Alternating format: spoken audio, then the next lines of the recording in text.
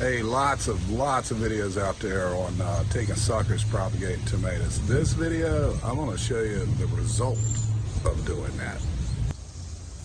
Okay, there it is. That is a pineapple tomato plant that I propagated from a sucker. There is fruit from the mother plant. Isn't that pretty?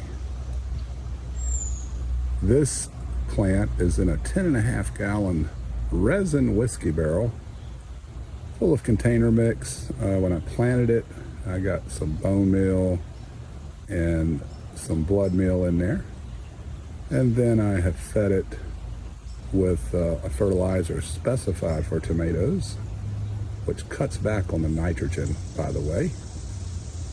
And there you go. That's a beautiful plant, and she will be producing by the end of the summer.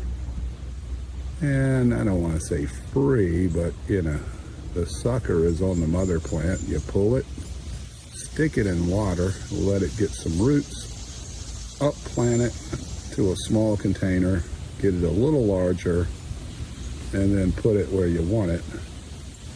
And I chose this 10.5 gallon resin whiskey barrel. That's a good looking result right there.